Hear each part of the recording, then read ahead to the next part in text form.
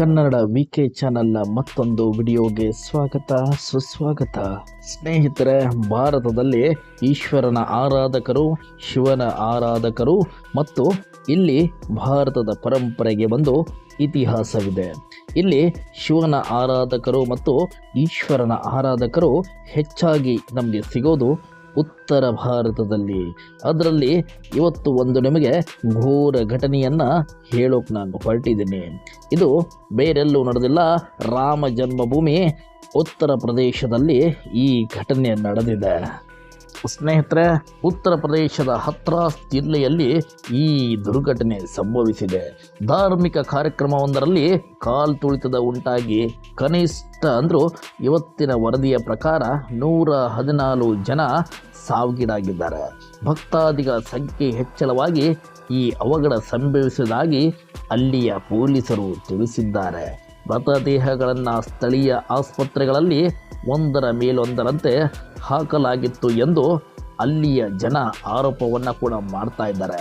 ಅಷ್ಟರ ಮಟ್ಟಿಗೆ ಅಲ್ಲಿ ಕಾಲ್ತುಳಿತಕ್ಕೆ ಜನ ಬಲಿಯಾಗಿದ್ದಾರೆ. ಇದು ಹೇಗಾಯಿತು ಅನ್ನೋದನ್ನು ಈ ವಿಡಿಯೋದಲ್ಲಿ ನಿಮಗೆ ತಿಳಿಸ್ಕೊಡ್ತೀನಿ. ಕೊನೆಯವರೆಗೆ ಈ ವಿಡಿಯೋವನ್ನು ನೋಡಿದರೆ ಈ ಘಟನೆ ಬಗ್ಗೆ ನಿಮಗೆ ಮಾಹಿತಿ ದೊರಕಬಹುದು. ಹತ್ರಾಸ್ ರಾತ್ರಿ ಬಾನ್ಪುರ ಎಂಬ ಗ್ರಾಮದಲ್ಲಿ ಸತ್ಸಂಗ ಏರ್ಪಡಿಸಲಾಗಿತ್ತು. ಸ್ಥಳೀಯ ಗುರು ಬೋಲೆ ಬಾಬಾ ಅವರ ಹೆಸರಿನಲ್ಲಿ ಶಿವನ ಆರಾಧನೆಯ ಸಾಮೂಹಿಕ ಕಾರ್ಯಕ್ರಮ ನಡೆದಿತ್ತು. ಬಯಲಿನಲ್ಲಿ ಹಾಕಲಾಗಿದ್ದ ವಿಶಾಲವಾದ ಟೆಂಟ್ನಲ್ಲಿ ಜನ ತುಂಬಿ ತುಳುಕ್ತಾ ಇದ್ರು.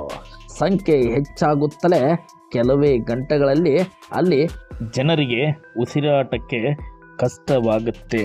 ಎಲ್ಲರೂ ಟೆಂಟ್ನ ಏಕೈಕ ಪ್ರದೇಶ ದ್ವಾರದ ಕಡೆಗೆ ಓಡಲು ಆರಂಭಿಸ್ತಾರೆ. ಆಗ ಕಾಲ್ತುಳಿತ ಉಂಟಾಗುತ್ತದೆ. ಇಲ್ಲಿ ನೋಡಿ, ಭಯಾನಕ ಘಟನೆಗಳು ಮುಂದೆ ನಡೆದೋಗುತ್ತೆ. ಪಾಪ, ಇಲ್ಲಿ ಸಾವಿರಾರು ಜನ ಸೇರಿದ್ದರಿಂದ ಉಸಿರಾಟದ ತೊಂದರೆ ಆರಂಭವಾಗುತ್ತೆ. ಅವರೆಲ್ಲರೂ ಚಡಪಡಿಸುತ್ತಾ ಟೆಂಟ್ನಿಂದ ಹೊರಬರಲು ಪ್ರಯತ್ನಿಸುತ್ತಾರೆ.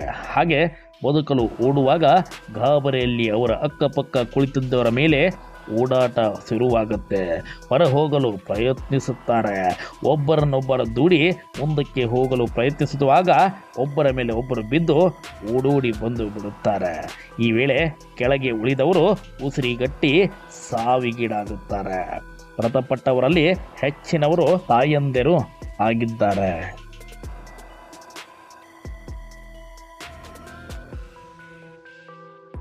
ಈಗಾಗಲೇ ಈ ದುರ್ಘಟನೆಯಲ್ಲಿ ಸತ್ತವರ ಶವಗಳನ್ನು ಮರಣೋತ್ತರ ಪರೀಕ್ಷೆಗಳಿಗಾಗಿ ಜಿಲ್ಲಾಸ್ಪತ್ರೆಗೆ ಕಳುಹಿಸಲಾಗಿದೆ. ಅವರಲ್ಲಿ ಮಹಿಳೆಯರು, ಮಕ್ಕಳ ಮೃತ ದೇಹಗಳು ಇವೆ. ಈ ಬಗ್ಗೆ ತನಿಖೆ ನಡೆಯುತ್ತಿದ್ದು ಹೆಚ್ಚಿನ ಮಾಹಿತಿಯನ್ನು ನಿರೀಕ್ಷಿಸಲಾಗಿದೆ. ಗಾಯಾಳುಗಳಲ್ಲಿ ಹಲವರ ಪರಿಸ್ಥಿತಿ ತೀವ್ರ ಗಂಭೀರವಾಗಿದ್ದು ಸಾವಿನ ಸಂಖ್ಯೆ ಇನ್ನೂ ಹೆಚ್ಚಾಗುವ ಸಾಧ್ಯತೆ ಇದೆ. ಈ ಘಟನೆ ಬಗ್ಗೆ ಮುಖ್ಯಮಂತ್ರಿ ಯೋಗಿ ಆದಿತ್ಯನಾಥ್ ಅವರು ಸಂತಾಪವನ್ನು ಸೂಚಿಸಿದ್ದಾರೆ. ಮೃತರ ಕುಟುಂಬಕ್ಕೆ ಸಾಂತ್ವನ ಹೇಳಿದ್ದಾರೆ. ಈ ಘಟನೆಯನ್ನು ಆಗ್ರಾದ ಹೆಚ್ಚುವರಿ ಪೊಲೀಸ್ ಮಹಾನಿರ್ದೇಶಕ ಹಾಗೂ ಅಲಿಗಢ ಪೊಲೀಸ್ ಆಯುಕ್ತರು ಜಂಟಿಯಾಗಿ ನಡೆಸಿ ಸರ್ಕಾರಕ್ಕೆ ವರದಿ ಸಲ್ಲಿಸಬೇಕೆಂದು ಯೋಗಿ ಆದಿತ್ಯನಾಥ್ ಅವರು ಸೂಚಿಸಿದ್ದಾರೆ. ಘಟನೆ ಬಗ್ಗೆ ರಾಷ್ಟ್ರಪತಿ ದ್ರೌಪದಿ ಮುರ್ಮು ಸೇರಿದಂತೆ ಹಲವು ಗಣ್ಯರು ಸಂತಾಪ ವ್ಯಕ್ತಪಡಿಸಿದ್ದಾರೆ. ಇಷ್ಟು ನಿನ್ನೆ ನಡೆದಂಥ ದುರ್ಘಟನೆ ಬಗ್ಗೆ ಮಾಹಿತಿಯನ್ನು ನಿಮ್ಮ ಮುಂದೆ ನಾನು ಇಟ್ಟಿದ್ದೇನೆ. ಮತ್ತೆ ಸಿಗ್ತೀನಿ. ಜೈ ಹಿಂದ್, ಜೈ ಕರ್ನಾಟಕ.